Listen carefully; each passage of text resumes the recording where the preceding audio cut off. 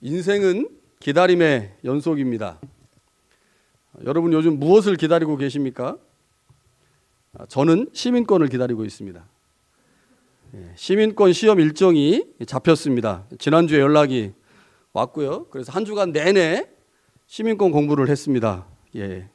캐나다의 역사와 문화와 경제와 여러 가지들을 두루 공부할 수 있는 좋은 기회여서 시민권 시험을 위해서 준비하는 거지만 좋은 마음이 있습니다. 다음 주 중에 시민권을 시험을 보면 올해 안으로 시민권이 나올 것 같습니다. 시민권을 받는다고 크게 삶이 달라지는 것은 아니겠지만 신분의 변화를 기점으로 새로운 삶이 펼쳐질 것 같은 기대감이 저에게 있습니다. 그래서 시민권을 기다리는 마음이 좋습니다. 신앙생활을 하면서도 우리는 참 많은 것들을 기다립니다. 우리가 많이 기다리는 것 중에 하나가 아마 기도의 응답이 아닌가 싶습니다. 어떤 문제를 가지고 하나님께 기도한 후에 우리는 기도의 응답을 기다리죠. 그런데 하나님께서 그 기도에 바로 말씀하시면 좋은데 어떤 때는 아무리 기도하고 기도해도 하나님이 침묵하시고 말씀하지 않을 때가 있죠. 그런 기다림은 굉장히 힘듭니다. 심하게 말하면 고통일 수 있습니다. 개인적인 문제 말고도 공동체 안에서 기다려야 될 때가 있습니다. 목사 입장에서 주로 공동체 구성원들을 믿음으로 세울 때가 아닌가 싶습니다. 한 사람을 믿음으로 세우기 위해서 우리는 참 많은 시간을 인내하면서 기다려야 합니다. 오늘 본문의 말씀에 보니까요, 다윗도 기다리는 사람입니다. 다윗은 무엇인가가 해결되기를 위해서 오랫동안 기다렸습니다. 시편 40편 전체를 읽어보진 않았지만 40편을 다 읽어보면 다윗은 많은 대적자들로 인해 박해를 받고 있었습니다. 다윗은 자신이 처한 상황을 기가 막힐 웅덩이와 수렁이라고 표현합니다. 너무너무 힘든 시간을 보내게 된 거죠. 그래서 하나님께 그 문제를 해결해 달라고 기도했습니다. 그런데 하나님이 침묵하시는 거죠. 누가 보더라도 망할 상황이었습니다. 모든 사람이 다윗이 처한 상황을 보면서 그에게 구원을 기대할 수 없다고 말했습니다. 그래서 다윗이 자신의 상황을 기가 막힐 웅덩이와 수렁이라고 표현한 거죠.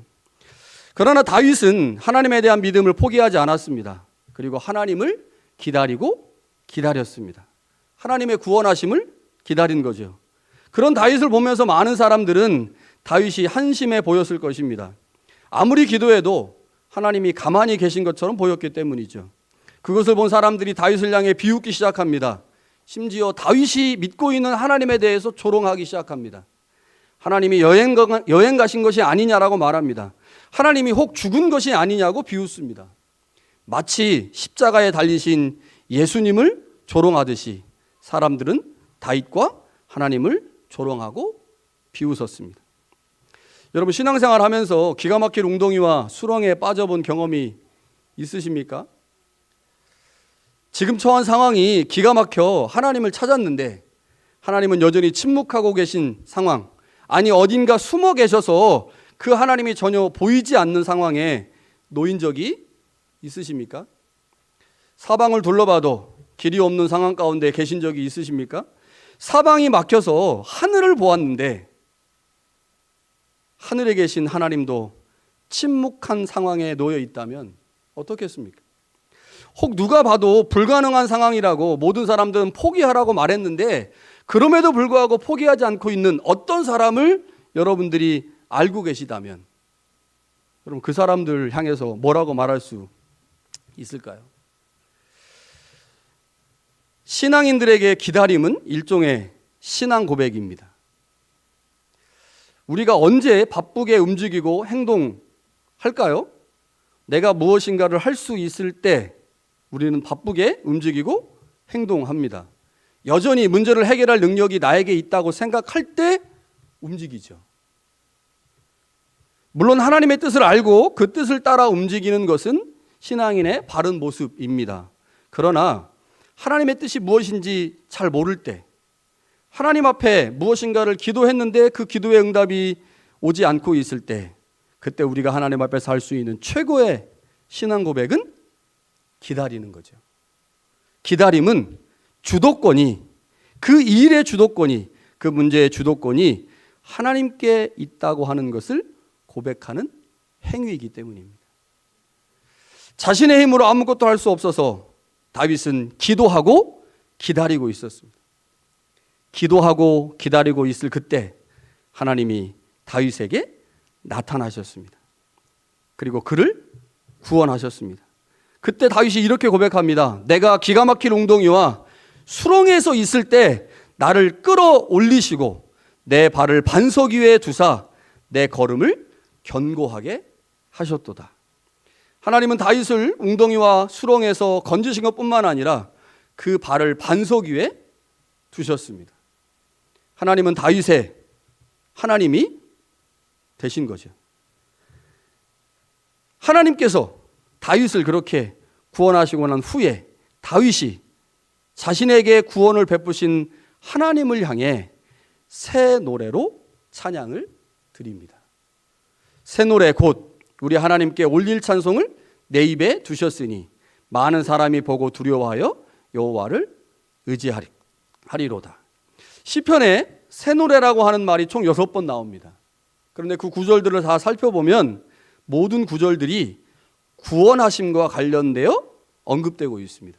예를 들어 96편 1절과 2절에 보면 새 노래로 여호와께 노래하라. 온 땅이여 여호와께 노래할지어다. 여호와께 노래하여 그 이름을 송축하며 그의 구원을 날마다 전파할지어다. 98편 1절에는요. 새 노래로 여호와께 노래하라. 그는 기이한 일을 행하사 그의 오른손과 거룩한 팔로 자기를 위하여 구원을 베푸셨다. 144편 9절에는요. 하나님이여 내가 주께 새 노래로 노래하며 열줄 비파로 주를 찬양하리이다. 주는 왕들에게 구원을 비추시는 자시요 그의 종 다윗을 그 해하려는 칼에서 구원하시는 자이시니라 라고 고백합니다. 여러분, 우리가 하나님을 찬양하는 이유가 무엇입니까? 찬양의 가장 중요한 이유가 무엇입니까? 하나님의 구원하심입니다. 구원하심의 은혜 때문에 우리가 하나님을 찬양하죠. 찬양은 하나님의 구원하심에 대한 매우 적절하고 적극적인 반응입니다. 우리가 하나님께서 베푸신 구원과 은혜에 대해서 반응으로 찬양하는 것, 믿음의 고백을 드리는 것, 그것을 우리는 새 노래라고 부를 수 있습니다. 그럼 헛노래가 있겠죠? 새 노래가 있으면 헛노래가 있을 거예요. 오늘 우리가 부린 찬양이 새 노래일까요? 헛노래일까요? 예. 새 노래일 수도 있고 헛노래일 수도 있습니다. 무슨 차이일까요? 하나님의 구원하심에 대한 반응으로 드리는 찬양은 다 새 노래입니다. 하나님의 구원하심에 대한 반응으로 드리는 찬양은 다 새 노래입니다. 시편이 그것을 말하고 있어요. 하나님의 구원하심을 경험한 후에 다윗은 하나님께 노래를 부릅니다. 그 노래가 새 노래죠. 그런데 헛노래를 부르는 사람들이 종종 있습니다. 어제 받은 은혜, 어제 경험한 은혜, 그것 우려먹고 찬양하는 것, 그건 헛노래입니다. 무슨 말입니까? 어제 하나님이 우리를 구원하셨어요. 구원의 은혜를 베푸셨습니다. 그런데 하나님이 오늘 우리에게 또 다른 구원의 은혜를 베푸신다는 거죠. 그 또 다른 은혜를 베푸시는 하나님을 기억하고 찬양하는 것, 그것이 바로 새 노래로 찬양하는 겁니다. 너무너무 익숙한 어제 불렀던 노래지만 어제 부를 때 어제의 은혜를 기억하고 불렀다면 어제 그 부른 노래가 새 노래이고, 그 노래를 오늘 동일하게 부르지만 오늘 받은 은혜를 기억하여, 오늘 받은 구원을 기억하여 그 노래를 오늘 부르고 있다면 그것이 바로 오늘 우리가 부르는 새 노래인 거죠. 우리를 향한 하나님의 소망이 있습니다. 그것은 우리가 매일매일 하나님을 향해 새 노래를 부르는 것입니다. 그래서 하나님은 매일매일, 우리가 매일매일 새 노래를 부를 수 있도록 오늘 우리에게 매일매일 구원의 은혜의 감격을 허락하십니다. 여러분, 그 구원의 감격과 은혜가 있는 상태에서 부르는 모든 노래는 새 노래입니다. 하나님은 우리가 오늘 새 노래를 부르기 원하십니다. 다시 말하면 하나님이 오늘 우리에게 베푸신 구원의 감격과 은혜를 기억하기를 원하신다는 거죠. 부모가 자녀를 사랑하듯이 하나님은 우리를 조건 없이 사랑하심으로 우리의 삶 가운데 말씀과 성령으로 구원의 은혜를 베풀어 주십니다. 이제 우리는 그 하나님의 일하심을 볼 수 있어야 합니다. 그 하나님의 일하심을 보게 될 때, 그리고 그 하나님을 향하여 믿음의 고백을 드릴 수 있게 될 때 우리도 다윗과 같이 새 노래를 부를 수 있습니다. 구원을 베푸시는 하나님 앞에 우리가 반드시 해야 될 일이 있습니다. 그것은 하나님의 은혜에 보답하는 것입니다. 우리가 은혜에 관해서 오해하고 있는 점이 하나 있습니다. 은혜를 보통 현대인들은 이렇게 생각해요. 거저 주는 선물이기 때문에 은혜에 보답하지 않아도 된다고 생각합니다. 그렇게 배우셨죠? 그렇게 알고 있어요. 그런데 어떤 학자가 수년간 걸쳐서 예수님 당시, 그리고 유대교 당시에 있었던 그리스 로마 헬라에 있었던 모든 은혜와 관련된 용어들을 다 연구를 했어요. 대단하죠? 다 연구를 해서 은혜가 무엇인지를 6가지로 밝혀냈는데, 그 중에 하나가 현대인들이 오해하고 있는 하나가 뭐냐면, 성서가 기록될 당시 유대교와 그리스 로마 사회에서 보답을 기대하지 않고 주는 것을 은혜라고 생각하는 사람이 한 사람도 없었다는 겁니다. 그러니까 성서가 기록될 당시 그리스 로마 사회에서는 은혜는 반드시 보답해야 하는 것으로 간주됐다는 거예요. 그런데 현대 사회에서는 그렇게 생각하지 않는 거죠. 은혜는 거저 준 선물이기 때문에 보답하지 않아도 된다, 이렇게 생각한다는 겁니다. 그러면 어떻게 보답해야 될까요?